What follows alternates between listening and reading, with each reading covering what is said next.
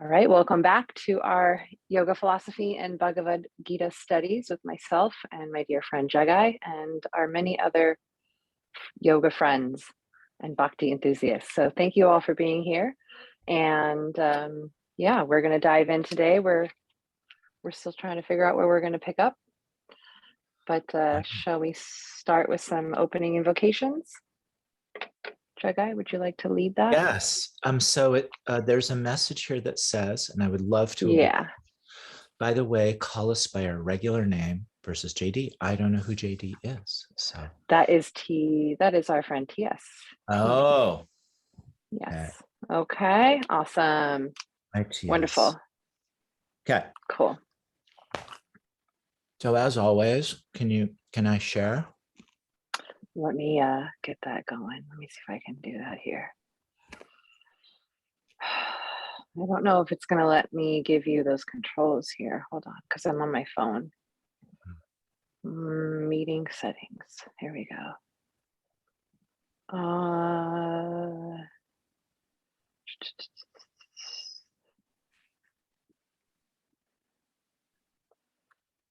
I don't know if it'll let me do that on my phone. Screen, share screen, photos. I can only stay until 2 today. I just wanted to let you guys know. So if you see me hop off, heads up. Okay, thanks for letting us know. I don't know if it'll let you share here. I don't have that option. I haven't found it yet. So why don't we just start with the prayers and let me see if I can figure that out while you're doing that. Okay. So as always, we start from the introduction of the Bhagavad Gita, the very first mantra, which is to our teacher, our teachers, the source of our revelation. Some of us have long-standing teachers that we have been studying from. Some are new and their guru may be dispersed through books or purports or videos or whatever, but in essence, the guru is one, which is to help us grow. So when we say Shri Guruve Namaha, we're referring to all of it. So when I say my guru, I mean the guru that taught me. I mean Srila Prabhupada, whose books that I read. I mean Radhanath Swami, who's been very inspirational in my life. Indrajimna Swami, who's got the most incredible stories and such. And also Chaitya Guru, which is Krishna in the heart, who helps us. So that's me.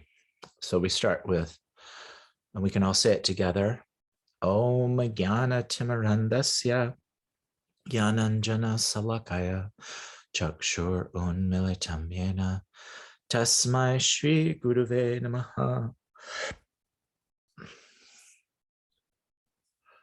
And then who would like to give us the definition of that mantra, which we've gone over 1,000,000 times without looking, Azriel? Since you've volunteered your eyes, what's the definition of that mantra? We can't hear you. I was born in the darkest of ignorance, and my guru gave me the torch of knowledge. Very good. One more little spot.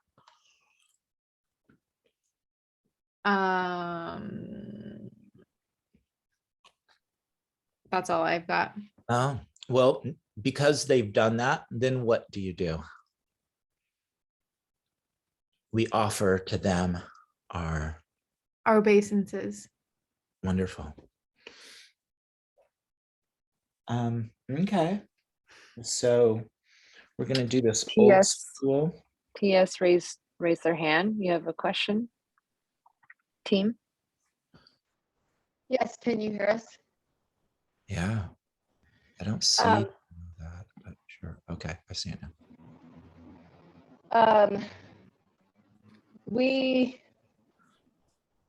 As we kind of mentioned before, we've been having trouble with the memorizing, and we wanted to know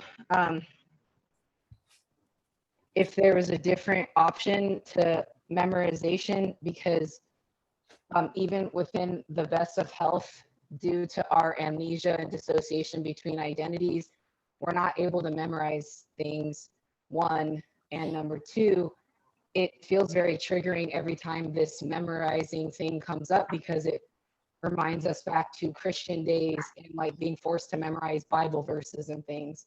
So there's like a two-part fold to it. So we're wondering what the other option is, so we're not stuck in the uncomfortability of that.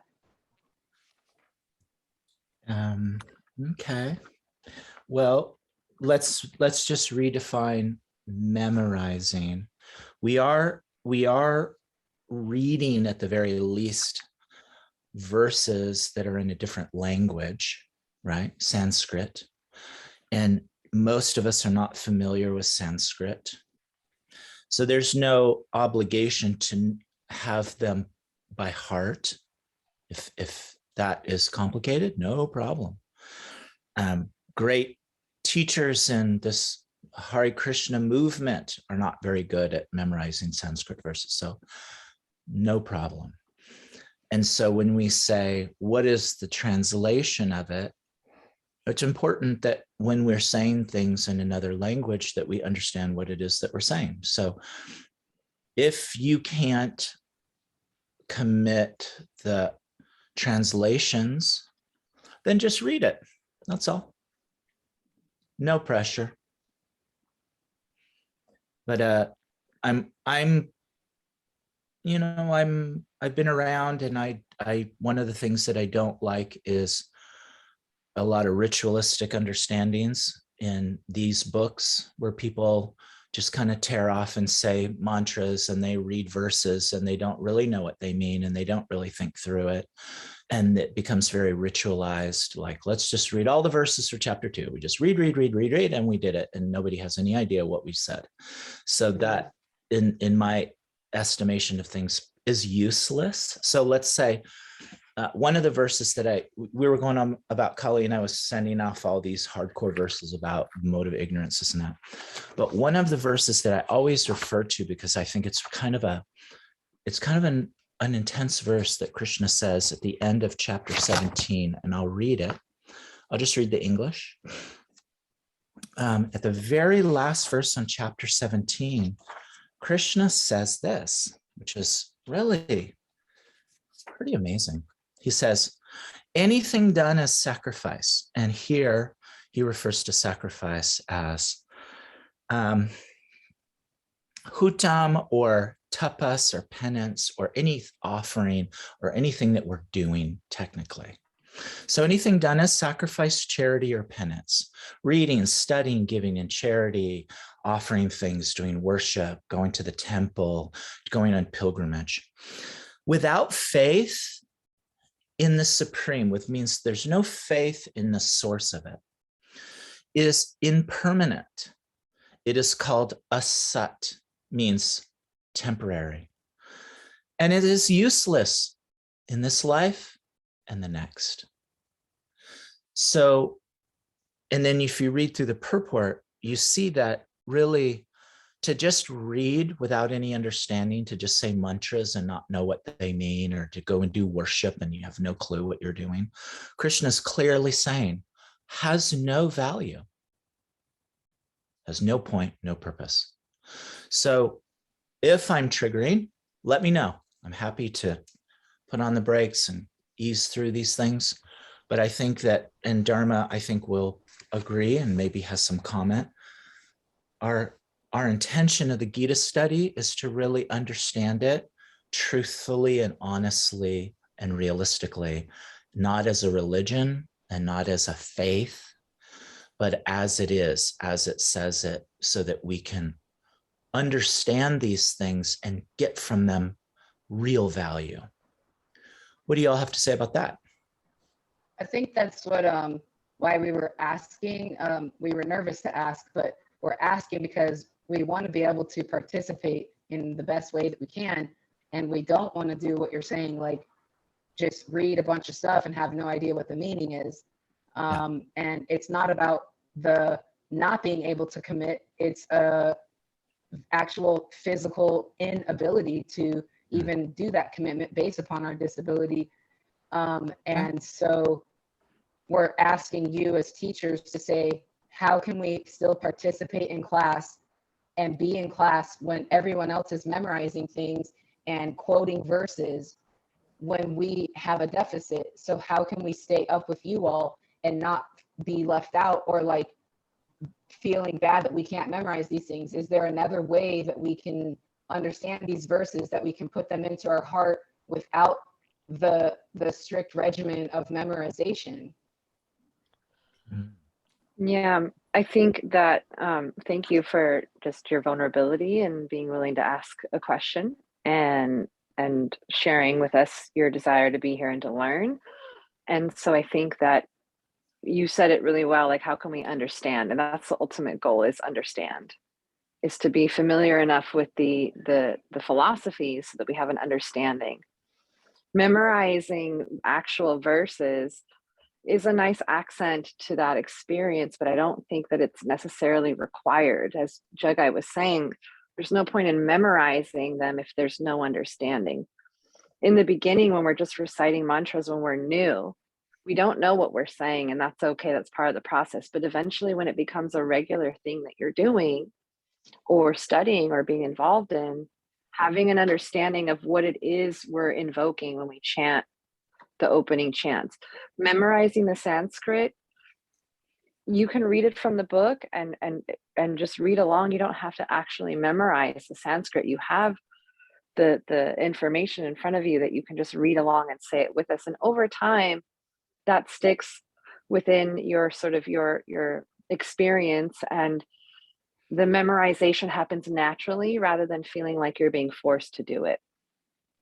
But the understanding of what the invocations are, how he was asking Azrael and everybody, like, what does this mean? He, Jagai is trying to support our process in being familiar with what it is we're chanting, whether it's a loose understanding or a word by word definition of the translation. Anywhere on that spectrum, I believe, is a valid process. So, read along with us and learn as you have been, and I feel like you have come into deeper understandings through our discussions, and so that information sticks with you. And the memorization of the actual Sanskrit verses, that will either come or not come over time, and that's okay. Just to riff on what Dharma said, what you're saying, TS, is actually the whole purpose of why the Bhagavad Gita was written down in a book.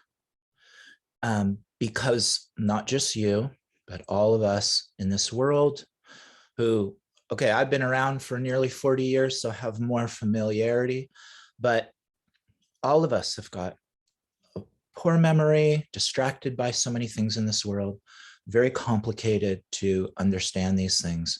And so Srila Vyasadeva, knowing that, where everything was by rote before that, everybody memorized everything, had it all written down, wrote it all down. So we have the book.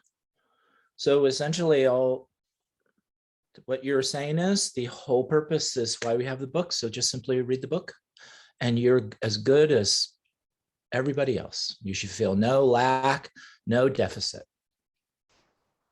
Yes, thank you everyone for answering. And we have a better basis, and especially what Azrael said about singing. That's a really creative way to get the verses in there.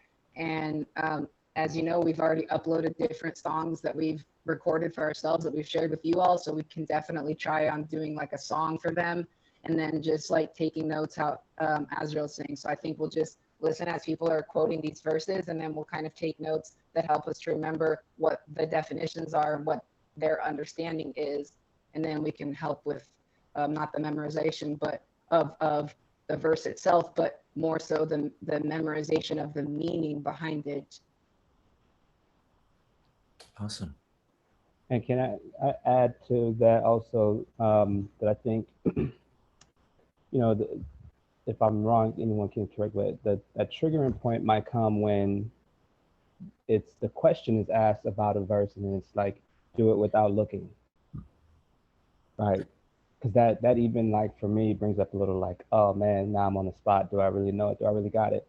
So from a nuanced perspective, maybe keeping that in mind as we go forth to, you know, just allow a natural, like you said, even if you read it or if you have it from memory, it doesn't create that distinction between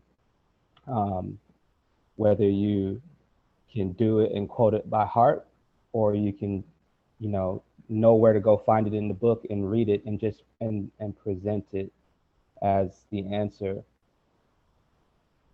And then also too, I just want to say that, you know, it really took me a very long time. If I look at when I first started and being introduced to any of this, and behind the scenes, what no one sees is me constantly writing it down in a journal over and over and over and over again. I believe that there is a that is a form of japa. I just don't know the exact name of it, but when you just write verses over and over and over and over and over again, you know, I did that with the opening prayers for a very long time until it got comfortable to the point where it's like tying my shoes, you know, but I still do it with not with the monotony of tying my shoes, because tying my shoes just sometimes I don't even tie my shoes, but I do it with the deeper meaning now every time I chant that opening verse or any other verses. It just, but you know, I'm not under pressure to impress anybody or to be a part of anything or to like, you know, I just express what I know genuinely and honestly, and I have to actually sometimes try to like resist the urge to do things to like impress or be like, oh, I know this, so that I can feel or impress anyone. Yeah. Really well said. And just to like underline and emphasis what you're saying on that last note is, you know, this group, this gathering, this offering is just to support everyone's growth wherever you're at, and there are no expectations. There you know, there's in any way that Jagai is proposing questions or myself is proposing questions, or just know that it all comes from a place of trying to support you in your growth process and not to test you so that you feel like you belong in this club because you can keep up with us. It's just a way of enforcing a structure that that encourages growth. And so, you know, just keep that in mind. But yeah, you know, old experiences in church and schools around being called on to answer questions or to like memorize something, that can definitely be triggering for some of us in past experiences that we've had. But none of that energetic stuff that is associated with those past experiences is what's happening here. Like nobody is requiring you or expecting you to. It's all done from a place of just support and encouragement in your learning process. So you do what you can. And we Jagai and I, we all love you being here, whether you're able to memorize things or not, whether you ask questions or don't. Like, we enjoy all of it. So just continue being yourselves and showing up the way that you can, the best you can. And we're just, you know, we're all in this together. I also write down, this is all within this year, things that I'm trying to learn because I have a very poor memory. I'm trying to study Sanskrit, trying to study verses. And the other day I went through a lot of this. I had no idea what I wrote. I've got this little notebook too, where I write down verses. Still, I'll look through this and go, oh, did I write that? So I have a very poor memory, very poor. Most of the stuff I know, 90% of it is from when I was a teenager. And so I try, but it's also a part of, it's a part of devotion to Krishna, to God, to try to study and remember philosophy. And I was just reading that in the Srimad Bhagavatam, where one of the stages of bhakti, one of the processes is just to always be reading and studying and writing down and trying to imbibe the philosophy as best as we can. And I think that as best as we can is the important part. It's not about the result that we're giving. It is the just making the effort, whether it's a great effort and a grand effort or a simple and very humble, meager effort. That's the part. So, we're here, we're hearing things over and over, and we've all had certain parts of the philosophies stick with us, and we are able to hold that sort of knowledge and that knowing. It isn't about memorizing words and verses. That is just one of the many tools that we use to support our growth process. But if that isn't an area that works for you, then we all have our own ways in which we embody and hold this knowledge so that it impacts our lives. Really, that's the ultimate goal here, is to facilitate a discussive process that impacts our lives in our growth and in the way that we show up in the world. And it's not about who's the best scholar and how much Sanskrit have you memorized, even though we may do things that that include that. But it isn't about just that. This group is not about memorizing and becoming a scholar that can just recite things. It's really about discussing philosophy that changes the way that we choose to show up in the world. Okay, we're so good now from all of you wise ones, and was just like giggling about like trying to become a scholar is something. Yeah, we're not trying to become a scholar of this. We're just trying to like put it into our hearts, and we were feeling like we weren't going to be fitting. We have Jagai and Ed and you all in the same room now, like at the same time with all these classes now. And so it was like getting more intimidating because everyone had all these other knowledge than us.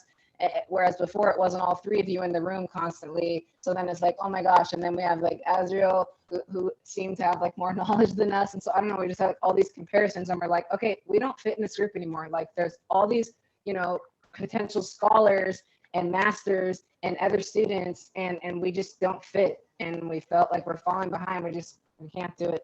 But after all of this saying, then we're just gonna do it to the best of our abilities and try these different things. Writing the verses down, writing down what we've learned, singing them, all of these different things. So thank you.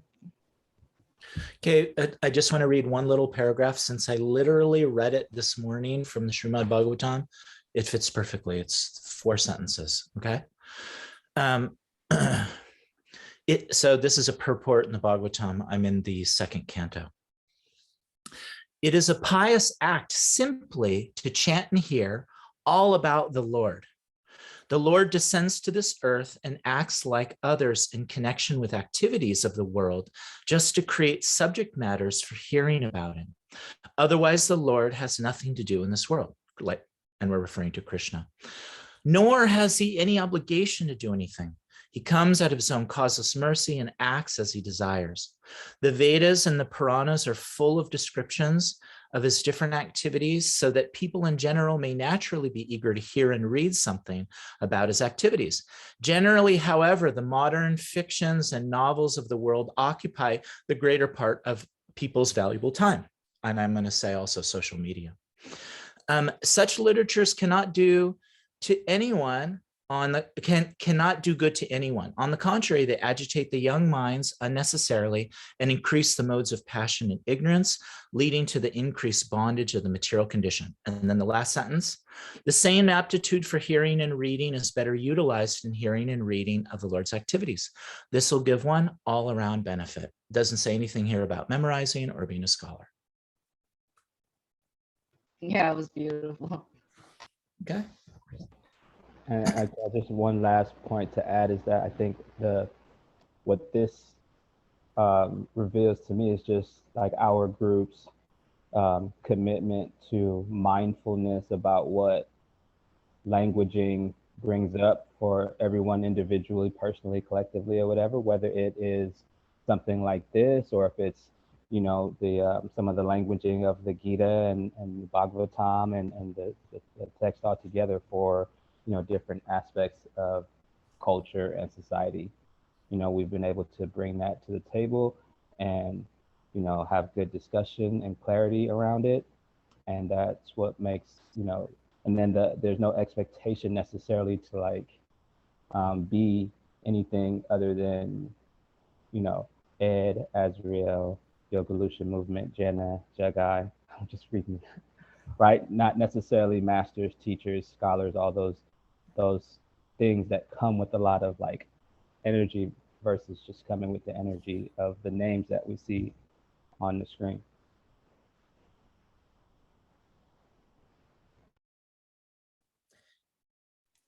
So TS, I can't give you the page, but I can give you the verse and chapter and verse, because I'm using a Kindle. There's no page numbers. Very well said, Ed. And Azrael, you had your hand up, and then maybe we can roll into our invocations. And Jenna, I know you have to hop off of here soon, but thank you for participating and contributing to the dialogue. Well, I wanted to ask, while we have Jenna, really quickly, what day we might want to go to the temple in LA, just since we have Jenna and everybody kind of here really quickly. I remember, Jenna, you said that you can't make it on the 19th. And then Virginie and myself can't do the 12th. So maybe we can do either, I believe it's the 5th. Did we decide if we would like to do a Saturday or a Sunday? So, and with that regard, I've made a lot of blunders because I completely forgot that COVID was a thing. Okay. I forgot about COVID and what effects it has on the restaurant and the schedule at the LA Temple. So Jenna would know a lot more than me, since she goes much more than I do. So I'm just going to step out. And I think that if we want to go to the Sunday feast, that would be nice. My only recommendation is maybe we want to eat beforehand somewhere, eat, then go to the program, and then leave for food. That's my only little recommendation, but that's up to y'all. And we would like to do the evening so that Dharma can join us, correct? Yeah, I think we were waiting for Dharma to say what her exact hours are, and then I can help better, like with times, or, you know, because yes, last Sunday there was only a walkthrough. So devotees got to sit in the back and do kirtan, but everybody else had to do a walkthrough. And we got prasadam to go. So it's a little complicated. I can get us in to sit and do kirtan. We can, so Jagai, because he can probably arrange for us to have our own time where no one else is walking through the temple, and we can just go in there and see the deities, just our group, instead of part of the feast or the program. So the 5th, I am not available, but the 6th, which is a Sunday, I can do if we're looking at that weekend. At what time, Dharma? Any time, you know, I'm done with the bluff around 12:30, 1 o'clock. So let's say 2 at the earliest, I can meet you guys out there. And we can do the 6th as well. Sunday's actually an easier day for us. Yeah, so I will already be there. So yeah, that's good for me too. Excellent. So we will plan for Sunday, February 6th. At 2 p.m. we'll start our adventure.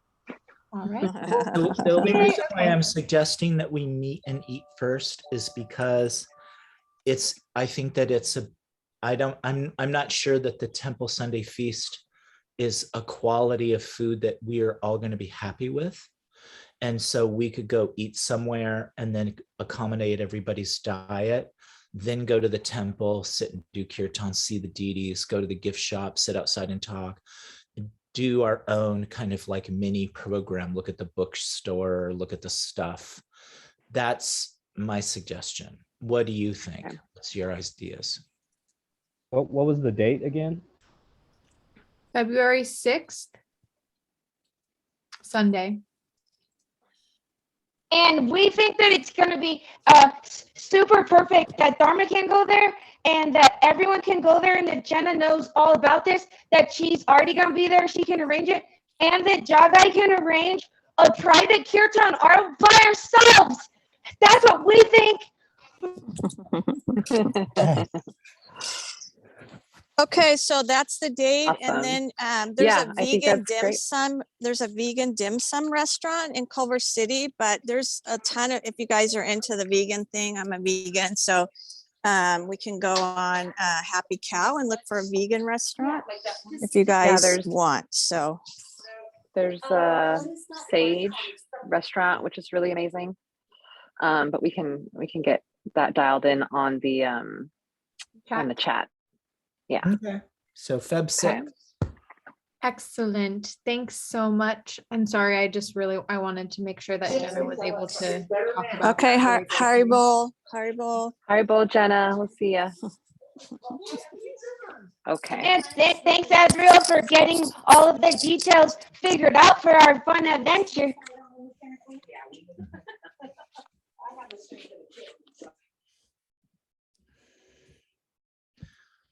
Okay. Anything else? Should we continue with our Gita study?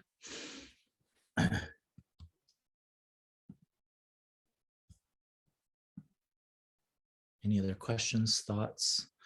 So I don't have access to share because Dharma's on her phone. So I think we were at the end of chapter 2. Yeah, I think I just looked at it. I think it'd be good to go over, we did 248. So I think let's just kind of continue through these last couple of verses because I think they're good. Okay. So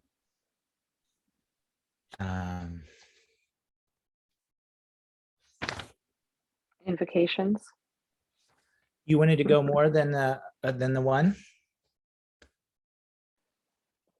Unless you had something else you wanted to talk about, I think it would be good just because it talks about, I like these verses and talking about how to stay engaged in devotional service, and he's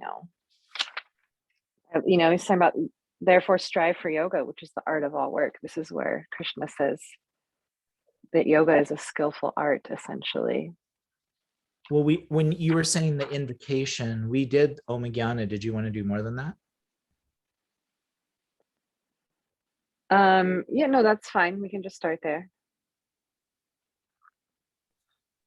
Okay. I'm confused what you're asking. I think she's saying to start at 2.4 where we left off, not going into the invocation introductory verses. Okay, 2.240.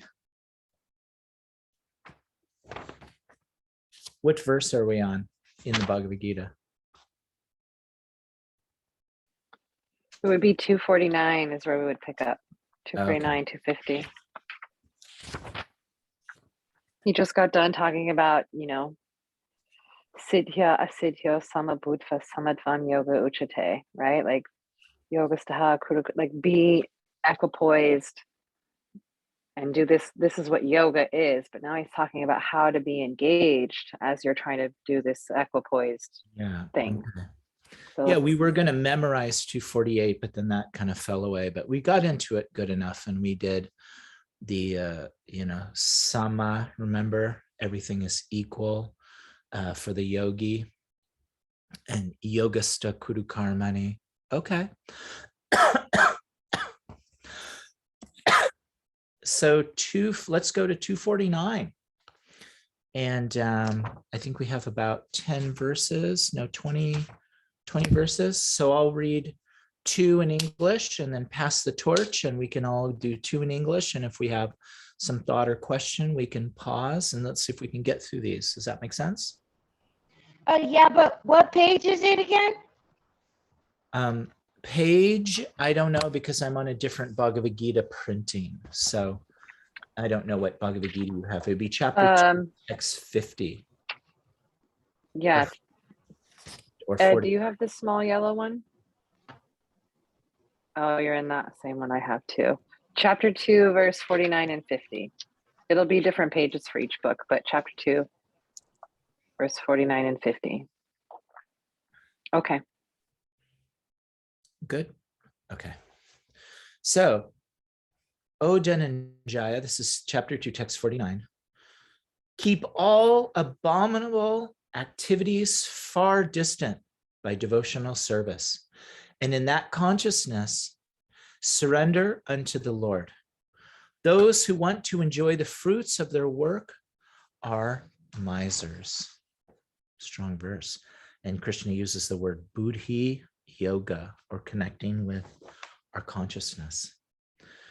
And then the next verse, 250, a man engaged in devotional service rids himself of both good and bad reactions, even in this life.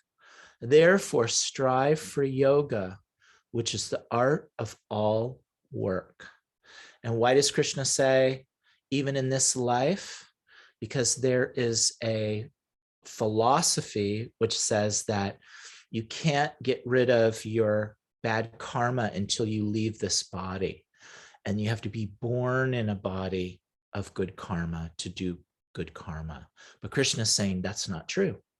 You can have it in this body, get freed from bad reactions. Make sense? So we're at 251. Who would like to read?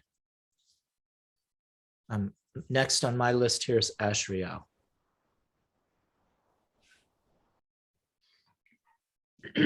By thus engaging in devotional service to the Lord, great sages or devotees free themselves from the results of work in the material world.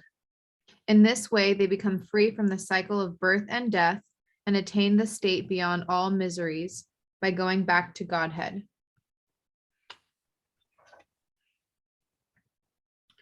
When your intelligence has passed out of the dense forest of delusion, you shall become indifferent to all that has been heard and to all that is to be heard. So this is one of my favorite verses. I think about this one a lot because Krishna is putting together the desire to want to have like knowledge and interact with the material world with being in an illusion. And once you're out of the illusion, then all the material philosophies and news and this and that, you're not attached, not really that interested. Yeah, that's what this verse kind of made me think about too, is how, it's how people say, this life is an illusion or, whatever. So it becomes an excuse or a rationale for living one way or the other or not. But it just, through this verse, it just says, once you pass out of that, you become indifferent to all that has been heard, to what you know or what you think you know or what you think or what you've heard already in the past, right? Who knows how far that goes back, but infinitely, let's say, and then all that is to be heard.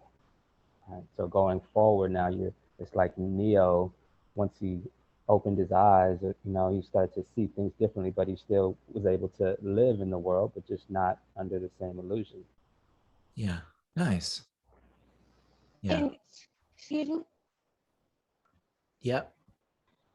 The verse that said, when your intelligence has passed out of the dense forest of delusion, that actually reminded me back to the medieval literature of Dante's Divine Comedy. And in the Divine Comedy, it talks about like these different layers of places where you're trying to get out of the delusions and illusions of like so many things. And so when it said about passing out the dense forest of delusion, it really brought me back to the similarities of the Divine Comedy for anyone that has read that. Nice, very nice. Great comparison there, TS. Very good. Yeah, we could be the next reader when Azrael's. Okay, I think you're up then. Okay, so I do number 53, right? Yes. Okay. When your mind is no longer disturbed by the flowery language of the Vedas, and when it remains fixed in the trance of self-realization, then you will have attained the divine consciousness. Arjuna said, "O Krishna, what are the symptoms of one whose consciousness is thus merged in transcendence? How does he speak, and what is his language? How does he sit, and how does he and how does he walk?" So here Arjuna has been motivated to ask a couple of questions about this person who, as Krishna says here, who is not disturbed by the amazing situations in the Vedas, who is disinterested in what is to be heard and what was heard in the past, who is situated in all abominable things have gone away from them because they're fixed in devotion. This type of person, which Krishna uses this word buddhi yukta, buddhi yoga, buddhi yukto, which means buddh here, which means like intelligence, but like fixed intelligence in spirituality. And that has triggered Arjuna to like go, who is this person? What do they look like? What's their, let's hear more about them. You've painted a picture of a type of person. Let's get into this and find out more about them. So what's your thoughts about that? Well, my first thought, not about what you said, but about the flowery language of the Vedas. What if you're stuck and disturbed by the flowery language of the Vedas for a long time? Because that flowery language has been keeping us stuck since we started studying with you. And we want to speed up the process and lessen the disturbing of that flowery language. So in very nice, good question. Thank you very much. And thank you always for your participation. In this specific scenario, what is being referred to as the flowery words of the Vedas, if you look into the word for word, which maybe you have or you don't have, there is no specific word referring to the flowery words, but this vipratipana, which means this like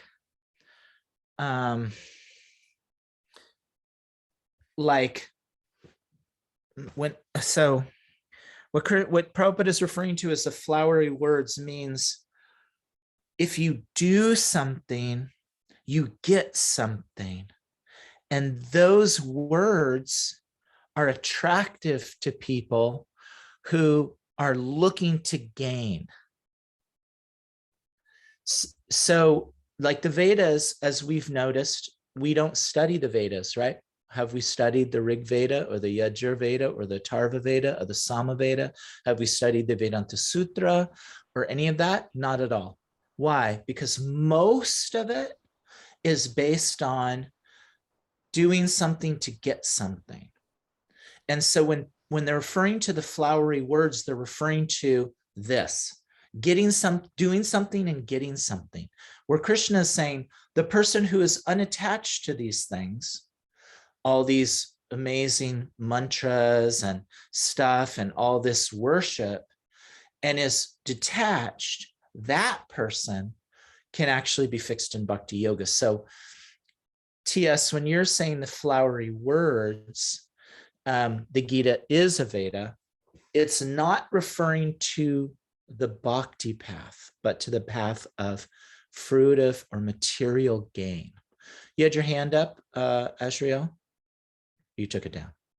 I did take it down, but that kind of reminds me of the verse that we spoke about last time, or maybe the time before that, 9.32, where you kind of explained that what Krishna is saying in this is that none of those ritualistic and those processes are going to lead people closer to God, because or to Krishna, because the goal is for something in the material world.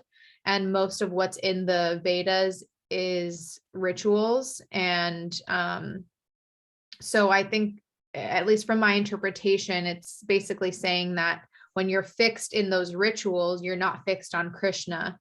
And so focusing on the flowery language within that is going to distract you and create more of that disillusion that he mentioned in the verses previous, to actually attain, self-realization and consciousness with the divine. Nice. So well said. Thank you. And I just want to go ahead. Go ahead.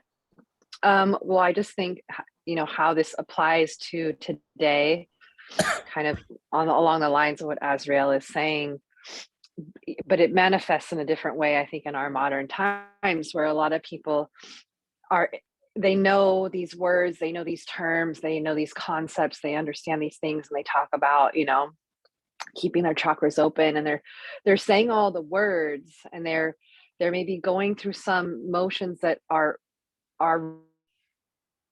ritualistic, but there isn't, it's just all surface, and it isn't substance, and there isn't like substantial much underneath it, and it's just they're using flowery words to make them feel like they're connected to something very spiritual and very deep, but they're just on the surface. The flowery words are like the dressing on the outside, and it's attractive and it's alluring and it pulls you in, but there's so much more nectar beneath those flowery words. And the rituals, it's not that we shouldn't do rituals and all rituals are bad, but when we are just doing it flowery, like fluff, like on the surface, because it's cool and because everybody's speaking this language and because, it sounds hip, and or we're in the beginning of our journey and it's all new, and so we're enticed by those words, but there isn't depth. So I think for me, that's how I apply this sort of concept presently, is, when people start using a lot of flowery words to like take a stand for who they are and their position and the philosophy that they believe, it's just a lot of fluff. And I want what is the essence of what you're saying? I don't want the icing on the outside of the cake. I want the actual cake. So, and T.S., I see your hand is up, but I wanted to throw something in to start to understand. So we come from, in our culture, a very different understanding of what we call religion, which is there's one understanding, bam, that's it. And you accept that as your faith. Priya and I were talking about this last night. This Vedic teaching has many, many, many, many, many levels. And as you start from one level, you go to the next level, you kind of reject the level beforehand. Then you go to the next level, you reject the level beforehand. It seems like it's many different ideas, but really it's not. It's a continuum. So imagine if there's somebody and they have zero interest in spirituality, zero concept about God, they know nothing, they care about nothing. Well, for them to do some ritual and ask God for something in return is a far greater step than zero, because there's recognition. They're starting to develop a relationship. Here's some stuff, give me some stuff. That's better than nothing. But as you progress in philosophy and spirituality, in the same teachings, you start to recognize God in different ways. Some will say that God is the universe and every atom. That's very true. But as you progress, your concept of God evolves and changes into more of a subtle, more relationships. And in that way, we start to not reject, but shed other concepts which are not helpful in our current state. So if you notice, Krishna says in the Gita, don't stop doing rituals because it confuses people who should be doing the rituals, even if you are a fixed yogi. But the rituals are not helpful for one whose consciousness is become fixed. So you see, there's a continuation. It's not just one idea, like that's it. Does that make sense? What do you think, TS? I'm confused because I keep seeing JD. Yeah, that is confusing. So we are seeing that we, in fact, are not saying all the words and the verses with no substance or fluff. And we're definitely not trying to be cool or hip. We don't care about that. We see, for a correction of our previous statement, we have not been stuck in the floweriness of it because we're not being inauthentic and just doing all that fluffy stuff. We throw out the fluff. We don't want it. We were actually just been stuck this whole time in the weeds of understanding. But the weeds of understanding is different than the flowery substances and which you're speaking of. So, in fact, we're not even, let me see what that verse said. Oh, so our mind is not disturbed by the flowery language. We're only disturbed that some people would be trying to do all this for just fluffiness and to be cool. That's what's disturbing. And we're glad to see that this group is not about that junk. Awesome. Beautiful. Just add And to not that, we also can't be attached to the time that it takes for any of this to happen. Happen overnight yeah. for some of us. It could happen over 2 lifetimes, 100 lifetimes, whatever time it takes. We have to be willing to just be in the experience the whole time and know that at some point, with consistent practice and faith and determination, that we will not be delusioned by the flowery language of any of this forever. Okay, and Well said. even if I'm in the weeds for 10 more years, and even if I'm lost in the weeds of understanding for 10 more years, I will not stomp all over the weeds. I will just walk softly with each step, okay? Beautiful. I just wanted to quote Ed. Ed quoted a verse from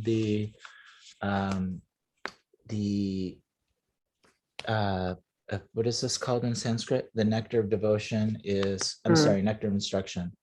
I can't remember. But the verse 3, which is Utsahanischadarya, says it's 6 things which are favorable for bhakti. I'm just going to read the first 3.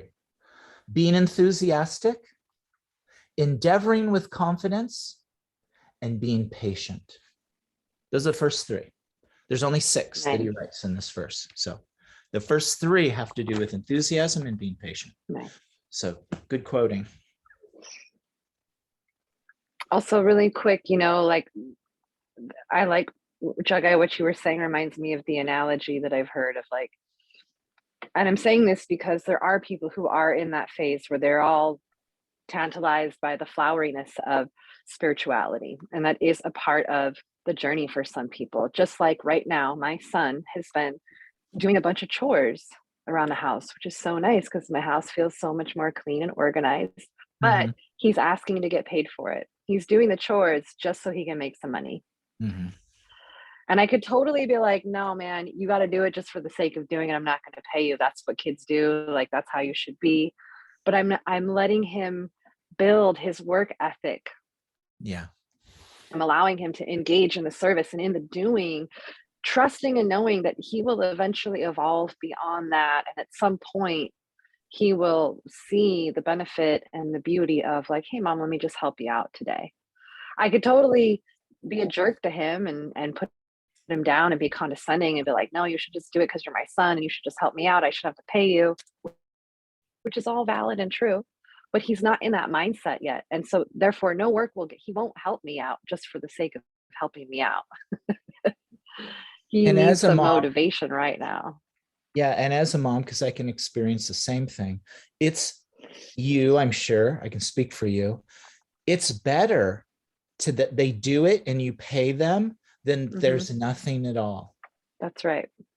exactly. You feel some relationship, even though you're paying them and they won't do it without the money, you're still having this experience. So that's how Krishna feels for those who are going from zero to something.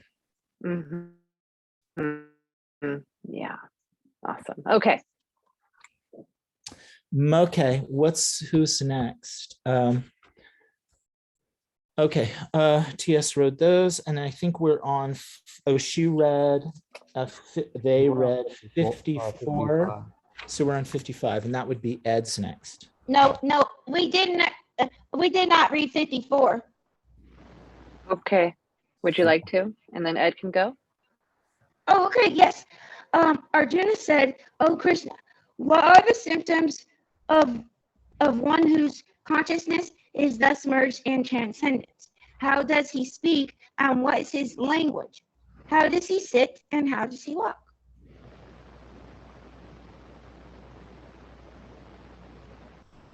So let's look at a little bit of the Sanskrit just to help get some familiarity. Remember, in the other verse, we're talking about yogastha, situated in yoga. So look at the Sanskrit here. Stita pragyasya, situated in knowledge or Krishna consciousness. Samadhi stasya, situated in samadhi, being fixed, right? That word sta means situated in that thing, like a state. And then we have stita d, which I actually know somebody whose name is Stita D, and that would be situated in consciousness, Krishna consciousness. So that word sta, Krishna uses a lot in the Sanskrit.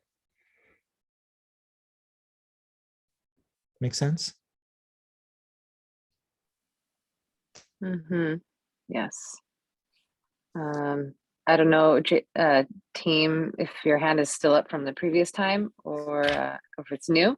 If not, back to Ed, would you like to read? Back to Ed can read. The Supreme Personality of Godhead said, "O Partha, when a man gives up all varieties of desire for sense gratification, which arise from mental concoction, and when his mind, thus purified, finds satisfaction in the self alone, then he is said to be in pure transcendental consciousness." 56. One who is not disturbed in mind even amidst the threefold miseries, or elated when there is happiness, and who is free from attachment, fear, and anger, is called a sage of steady mind. Nice. One thing I just wanted to point out, which is, and I don't really want to get into a big distraction on this, but I know in our current climate, we're very concerned about gender-based languages and things. And these verses says stuff like, when a man gives up all varieties of desires, and he and she and this and that. In the Sanskrit itself, it rarely refers to an actual gender. This verse itself, if you see, is referring to Atmani, which is the soul, Atmana, which is also the soul, but here it's referring to as the mind, right? There's no actual word which is referring to either a man or a woman. It's not that men, but not women. It's because we're translating to English, and in English, especially at the time that they did this, is very gender-based. But Sanskrit is not. You have to actually reference the person, gender, otherwise it's neutral. That make sense? Yeah. Look through those, the word for word, you see there's no word there that's referred to as either one gender or the other. Okay.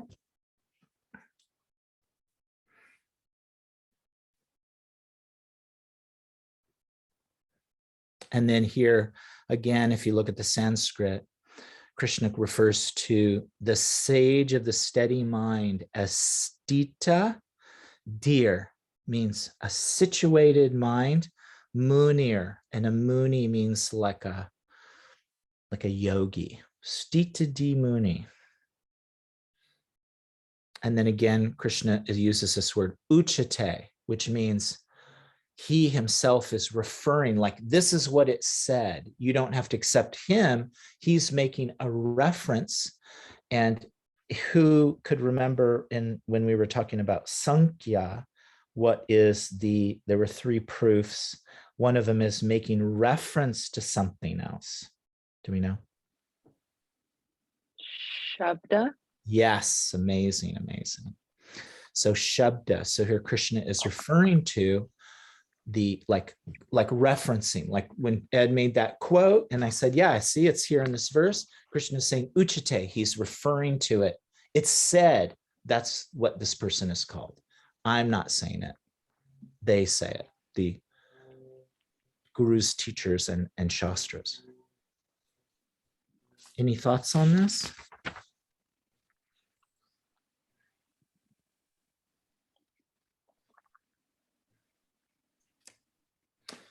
Okay, who's up next? Dharma, 57 and 58. I kind of like that Arjuna is like asking for an example. Yeah. Like, what does this elusive thing that you're talking about that I should be striving to be, like, what does that look like? So I love that Arjuna asked that question, because it's something I would do. Yeah, I have also liked about the Bhagavad Gita is that there's a cadence in the relationship between Krishna and Arjuna, where Krishna says stuff and Arjuna says stuff, and Krishna says stuff and Arjuna doubts it, and Krishna says something and Arjuna questions it. It's not just like, yes, you're the Supreme Personality Godhead, whatever you say is it. Arjuna's always countering and asking and wanting to dig in, and they're having a conversation, which is very amazing. Like, who would do such a thing? Imagine if God showed up in front of you and was talking to you and you're like, excuse me. But hold on a second, I have a question. Hold on, I'm not sure about what you just said there. Are you sure, God? All right, text 57. Mm-hmm. In the material world, one who is unaffected by whatever good or evil he may obtain, neither praising it nor despising it, is firmly fixed in perfect knowledge. This purport is really short. I just want to read it really quick. There is always some upheaval in the material world, which may be good or evil. One who is not agitated by such material upheaval, who is unaffected by good and evil, is to be understood to be fixed in Krishna consciousness. As long as one is in the material world, there is always the possibility of good and evil, because the world is full of duality or polarity. But one who is fixed in Krishna consciousness is not affected by good and evil, because they are simply concerned with Krishna, who is all good absolute. Such consciousness in Krishna situates one in a perfect transcendental position called, technically, samadhi. So I think that this sounds really super ideal, and we'd all love to be this person. But yet we are in a human body that is affected by duality. And so we are going to be moved by when really good things happen and when really bad things happen. And I think there's a deeper understanding, right? Like, here's where the flowery words come into play. Not that these are flowery words, but people who are in the flowery place are like, oh, there's a difference between not being agitated by it and sort of being in disassociation with it, or like the technical sort of therapeutic term of disassociation, where we just absolutely disassociate with what's happening because we're not checked into reality. And we use these words to just be like, oh, well, good and bad happen all the time, and it's of no concern to me. I don't believe that this is what Krishna means, that we don't care and that we're not involved and that we're not engaged. We notice our human indicator system of feelings and emotions. We notice those things, but it isn't something that is totally knocked us off center where we completely lose sight of our truest self, this self that can observe that, oh, I'm feeling really sad about this situation. I have sadness around this, but I don't let it overtake me where I'm now just intoxicated by the sadness. I can stay sober and recognize this is a tragic thing. It is unfortunate. I wish that it hadn't happened, and yet it did. Here it is. Let me make peace with it and not be so intoxicated by the moment that it takes you under. Does that make sense? Yeah, super nice. And it reminds me of this Buddhist scholar. I can't remember his name, little humble guy with an English accent. Anyways, but he's Thich Nhat. No, not one, an English guy. Yeah, go ahead. In what you're saying, he uses this analogy like going to the movies, and you're in the movie and it's very exciting, or it's sad and you may cry, or you may be afraid if it's a horror film. But during the movie, those who are aware that they're in the movie may at different intervals may step back from the movie, talk to their friend, check the time, look around, and then go back into the movie. They're aware that there's a difference between them and the audience and the movie. Though they're engaged with it, they're aware that there's a difference. As opposed to if you saw somebody who didn't know and thought, as they were sitting in the movie, that they were part of the movie, you would think you're like you're going through some state of madness because you're not actually part of the movie. You're a participant.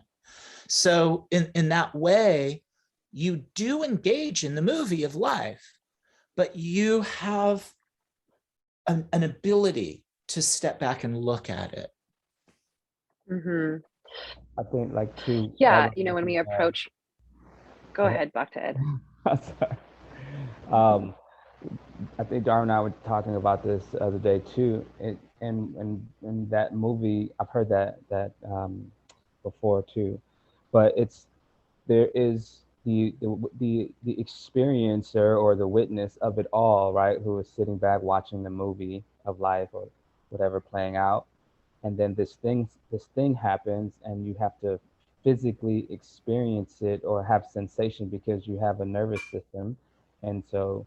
Right, the nuance or like the little subtle difference is, right, how do I distinguish between like physically feeling like I am experiencing this? Like in the movie, when I see somebody get shot or hurt or something like that, I want to start crying, I cringe, I flinch if something comes at the screen, versus someone who just can see that and just be and be still or feel a certain feeling about something and have a distinguishing, like, okay, I know my body is just feeling this, but my soul, me, my true self, am not. So I cannot, for example, be just, like for myself, if it's too much fear and something, right? Like I don't want to go back to that place anymore. Even though, right, like it's something that I'm feeling in my body, but like it's still, to be able to like keep that awareness is, I think, very tough. It's challenging to make that discernment sometimes. Yeah. Well, let's continue with this movie analogy, which, like if I'm watching a romantic movie and there's a breakup scene, I may be moved by it. I may cry. I may really feel for the person, the scene, and the whole story. But I'm going to get up and leave that movie and I'm going to go on with my life, and I'm not going to give another thought. Like I'll feel it. I'll be a part of the movie, but I'm not going to let that sadness infiltrate the rest of my day and my life because I know it was just a movie, even though I was really emotionally part of it to some degree as I was watching and experiencing, as opposed to when we have a real breakup in life, we're just so absorbed in it and we carry it through everything else, right? So how do we shift to that place of where we feel and we are going to respond? We have a nervous system that is responding to our environment. Emotions are a good thing. They are indicators that let us know when we're in alignment or out of alignment with our values. But how do we approach it as, okay, that was a scene, that was a story, this is a part of a movie, it was sad, let me put it down and go on to the next thing, right? Does that make sense? Yeah, it makes total sense too, because it it brings up the question of like, how long in between an awareness of a sensation does one give oneself before they're like, okay, shift out of it? How long do I need to experience? Some people feel like, I need to just feel it forever, for however long. And some other philosophies say, boom, shift out of it, keep going, and in some instances we like stuff it down and keep going, which it's not the best thing to do. Mm-hmm. One interesting thought I had from hearing you two discuss this point is that there's also the aspect of recognizing that we really don't have control over this body and mind and senses, and that this is fed to us, the soul, through the super soul, through Krishna, according to our desires and all of that. So how much do we suffer? How much do we enjoy? How do these things affect us? And even as we're speaking about it as if it's an outside thing, like these things come, and how do we experience them? Because they are outside. They do come to us from the divine, through this body, through the modes of material nature. And the real goal here is to have enough knowledge and experience that when they come, we're not as affected, both up and down. So are we in control of our mind and senses? Kind of the further you get on down the rabbit hole of Krishna consciousness, the less you realize that the more you realize you're really not so much in control of your mind and senses. The modes of nature, the body, the environment, your karma, these things make a difference. Like if you think about some great people, like we always talk about Radhanath Swami. Radhanath Swami was like born Radhanath Swami. And it was very simple for him to give up all sorts of material things. He just kind of floats through the material world, easily deflecting all sorts of temptations and difficulties. Me, on the other hand, it's all been difficult. Every day is difficult. It's never been easy. And so it's a mixture of so many things. I will not and have never had the karma or the ability to say, today, moving forward, I will be exactly like Radhanath Swami. We have to accept the body, the karma, the modes that we're in. And as these things infiltrate and come to us and we're up and down, we become detached and we pray and we try and we read and we realize that all of these things are part of this world. Good, bad, and the ugly. Does that, I don't know if I said much that was important, but that was my riff. No, I think about that all the time. Like, when I drink some water, I don't like tell it where to go, what to do. It goes down and then that's it. And you don't know at that point, yeah. So like, how much control do we really, really have? Is definitely a good point. Yeah. Or the illusion. Yeah. Okay, TS has their hand up. Hey, thank you. And we appreciate, Jagai, your diligent efforts with our pronouns. Yeah, we see that and we are grateful for that. Okay, so I was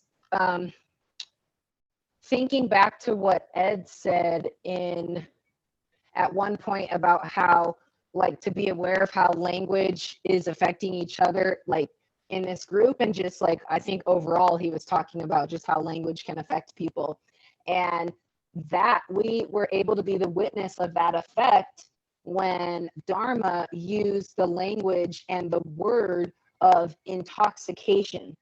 And then she started saying, you know, something along the lines of, do not become intoxicated by the event, or do not become intoxicated by the sadness, etc.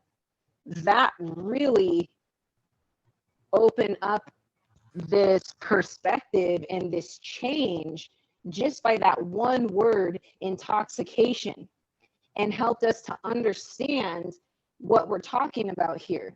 And it was so amazing to have that shift in our own consciousnesses, because being a former user of illicit drugs, and alcohol, we would only think of intoxication as in being high off of whatever illegal substance, or being high off of liquor.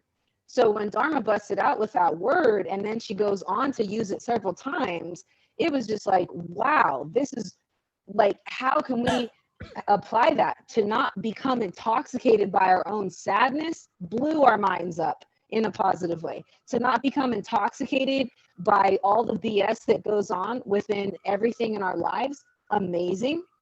And that is like deeply ingrained now, just because of that one freaking word and how she used it. Then, and hopefully these sirens are done passing.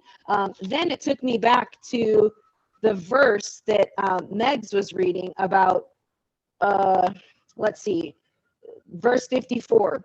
What are the symptoms of one whose consciousness is thus merged in transcendence? How do they speak? What is his language? How do they sit and how do they walk? So I was then thinking back to that verse that she read and thinking about, oh, okay, so how we look when we're, as she so greatly put, that we get lost in the weeds of translation with the Gita. It's like, okay, so we're not intoxicated by being lost, number one.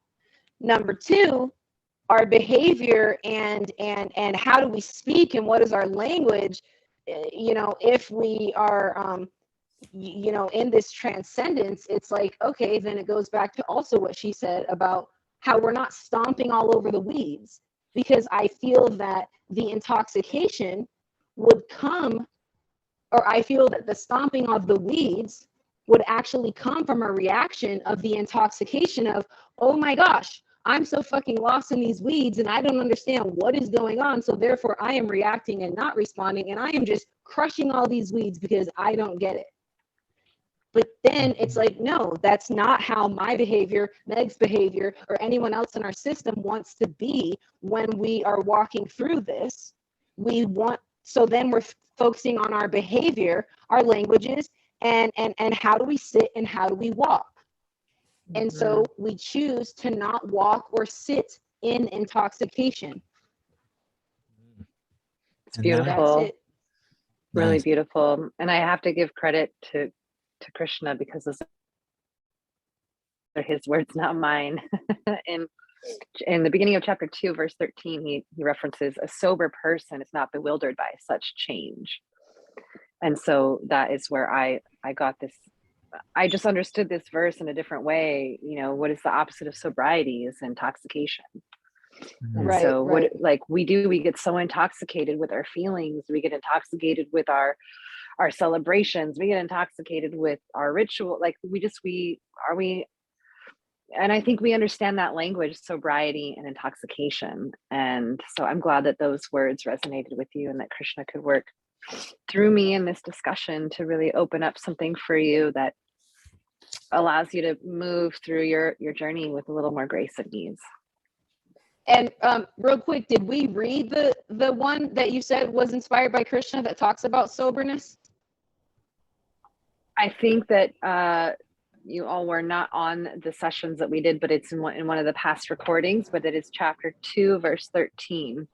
It may have just been a few sessions before you all started joining us. Azriel?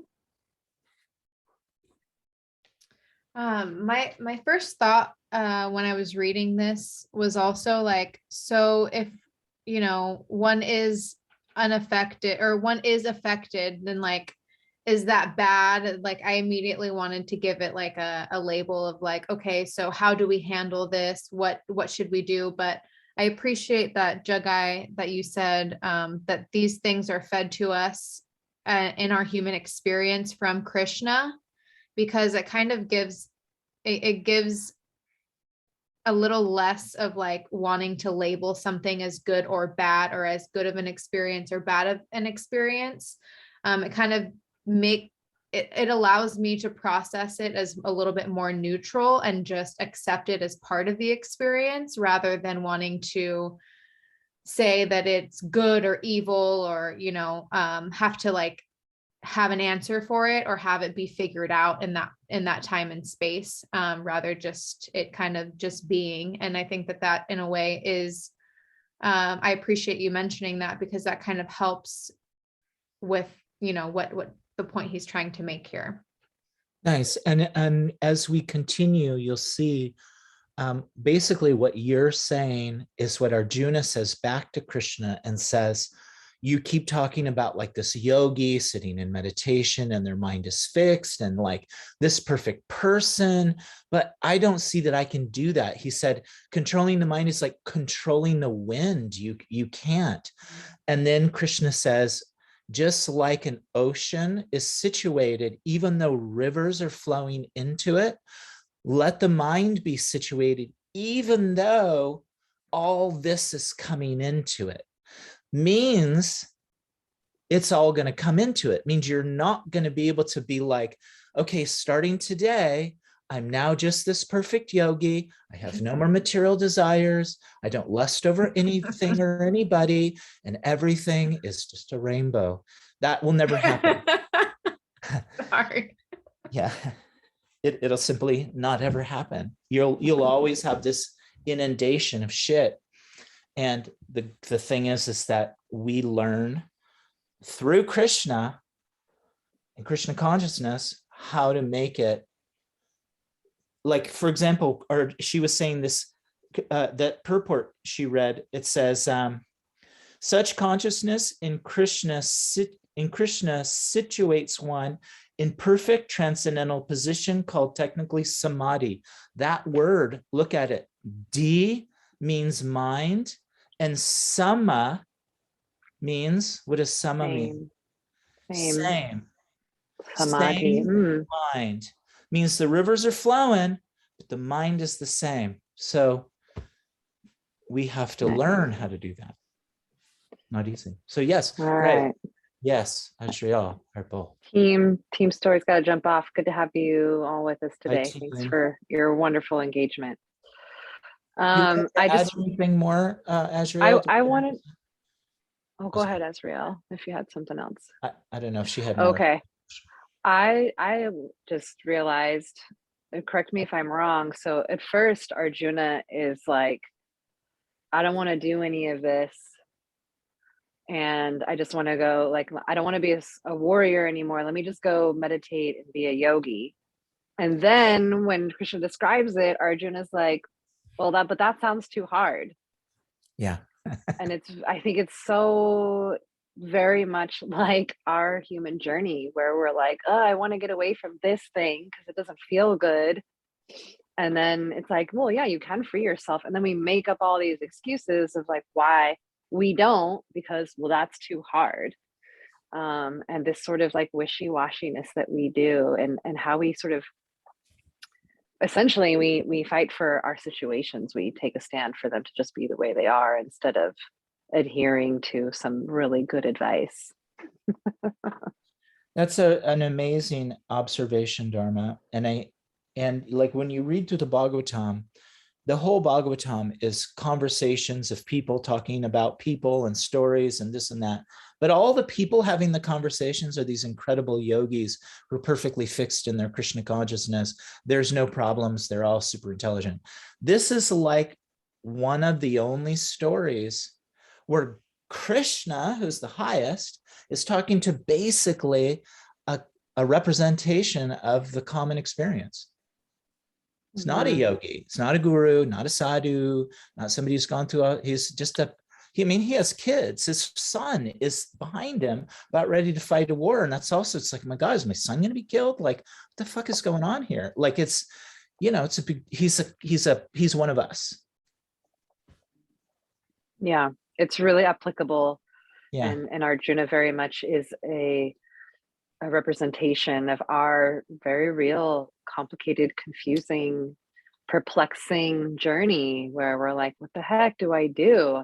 And we're weighing all this information and we're trying to figure out like what is the best, most right decision. But all the philosophy has taught me that like this is morality and this is what I should do. And I think that that's part of the learning process. Is like we learn one thing and then we kind of got evolved to the next stage and realize, oh well, what I learned there didn't serve me. I can let that go. That's a little is good, but is a little immature. Let me go to the next level and the next level. And I love that Krishna all along the way is doing nothing but really offering Arjuna one opportunity after another to be like, well, you could do this. Well, you could do that. Well, you could do that. Like he's so solution oriented with Arjuna. And he's like giving him all these options. And then, you know, I love, I just realized that as you were sharing the thing about the mind and the wind, it's one of my favorite verses too, where Arjuna is like, what you're asking me to do sounds very ideal, but also super impossible. And but yeah, then maybe I just relate because I have that feeling of like, oh, I just want to give it all up. But if I just go and give it all up, I guarantee you in 3 months I'm going to be super bored, and I'll be back like, you know, teaching somewhere. Yeah, many times just yesterday, I was just kind of sitting there, I don't know, shaving my neck or doing something. I looked at myself and I thought, have I actually changed? Am I actually making any advancement? I don't think so. It doesn't seem like it. Like, is this working? I'm not a yogi guy. Like, I'm attached to all sort of things and I freak out and this and that. Like, is it working? But then what am I expecting? What's my expectations? That out externally I look like a yogi? Is that what I'm expecting? That I walk like one and I talk like one and my feet don't touch the ground? Or is there an attachment that develops in the heart? Even the externals may still be the same. Yeah. You still have your hand up, Azrael. I can listen to you guys talk forever. Really. I appreciate all of the wisdom you guys have to share. I wanted to add that I appreciate that Krishna gives options for things, like you could do this, Dharma, you were saying you could do this or you could do this, and he's very solution oriented rather than the shoulds. Because that's where like my mind would go. And then Jagai, you just mentioned expectations too, so I'm kind of learning to like take a step back from like the shoulds and expectations, and just allowing for like more possibilities of things. I do appreciate though that it's not like this is what you need to do to get this. That's nice. Yeah. Well, me, I have an understanding that being a spiritual person means I do some spiritual thing. And those things make me a spiritual person. Like I chant, or I'm this or that, I wear some chadar, or I grow a nice beard, or I speak in a very quiet tones or whatever. But Krishna says that what we're doing right now makes you a spiritual person. And you may or may not have external changes. Most probably you won't, but engage in sadhana, which means conversing about Krishna. That alone is the spiritual worship and experience of this age. Though I think that I'm doing this to change, the path is the goal in this process.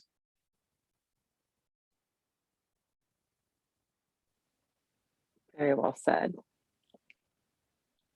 Very well said. I think that's a good place to land today. Okay. Oh, 4 minutes after. Okay. Wonderful discussion. Anybody have any last questions or comments, contributions? Azriel. I do have a question, not related to the Gita, but related to the Hare Krishna mantra. And in Kirtan, I hear you guys sharing the mantras almost as different songs, but it's the same mantra. Mm-hmm. Different melodies, same mantra. Yeah. What are the different mantra or melodies that you guys use? Like, is it pretty universal, or? That's part of the cultural thing. Remember, we were saying that there's like culture and then there's spirituality. And so different parts of India have got different kind of tunes and ways that they do the kirtans. If you go to Bengal, they Hare Krishna, like this kind of thing. And in North India, it's much more kind of moody with kind of minor tones and stuff. So, but as simple as any tune you can chant Hare Krishna to, the mantra is unaffected. So it's kind of like the tune is like the body and the mantra is the soul. So these are all kind of cultural things. And then within the Western Hare Krishna movement are many tunes that were basically adapted from 70s songs, like we have a tune which everybody sings, Hare Krishna, Krishna Krishna, Hare Hare, Hare Rama, Rama Rama, Hare Hare.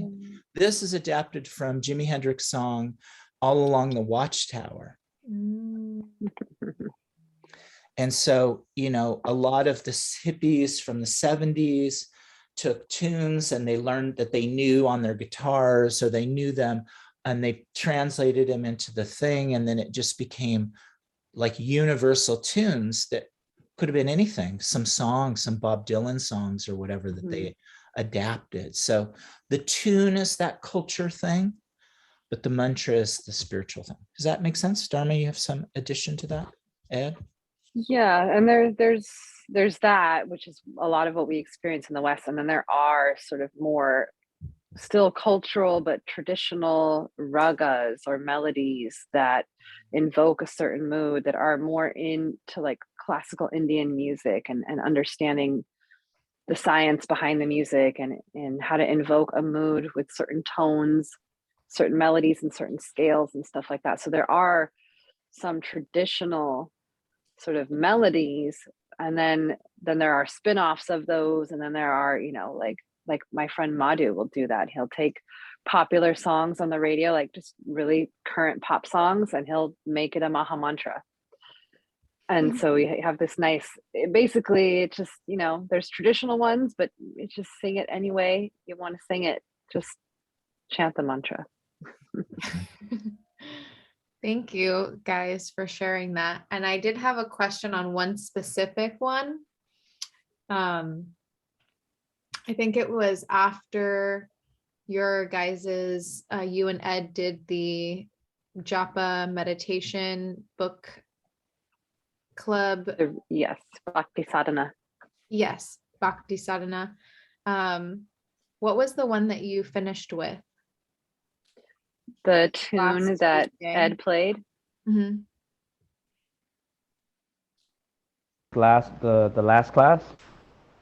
Yeah, the last melody we ended with. Okay. That one I learned from Vyasaki Das is his name, Vyasaki Das. And I'm trying to think. So there's four moods or ragas that, as Dharma mentioned, that they have, but I can't exactly remember which one right now that melody is played in. But I'll rewatch his video and then I'll send it to you. It's like I don't know if it's a I don't know. Bhairav, Yeah, I was gonna say Bhairav. That's the first thing, but that came. Bhairavi, yeah. I was listening to Indra yesterday, and so that's why I think I'm remembering that particular one. But I think it starts with a K. I know there's 4 different ones, and so I'm gonna just look it up in a few minutes, and then I'll Kaharva. I think the other one is Kaharva. I could be wrong. So there's all these technicalities that, you know, are awesome and fascinating. And if you love music, it's a great path to go down. And if you really like that part, I recommend that you catch the kirtan with my friends Shri and Joaquin every other Wednesday through the studio, because she breaks down all the ragas and the moods and these very traditional melodies that that you know have been carried on through the culture. And then we have all of our modern day stuff that we add on top. But if you're really interested in the more traditional classical Indian music melodies and stuff like that, understanding the ragas and the moods, you definitely got to catch the class with Shri and Joaquin every other Wednesday. That is up on our Yogalution studio schedule. Yeah. Thanks so much, you guys. Yeah. I'll definitely be at the next kirtan. Awesome. Right. I won't be there. It'll be Bhakta Ed and Jagai hosting, so I'll be missing you all. But I'm sure it'll be fabulous. Okay. Thanks so much, you guys. Yeah. Shall we close it out? Okay. Vancha kalpa tarubhyascha kripa sindubhya evacha patitanam pavanebhyo vaishnavebhyo namo namaha. Sadhu Sangha ki jai, Granth Bhagavatam ki jai, Shri Bhagavad Gita ki jai, Shri Arjuna ki jai. Go to Premanand. Jai. Haribo. Go. All right, friends. Thank you, Mahir, for being here. Mahir. Yeah. Okay, bye, everybody. We'll see you next week.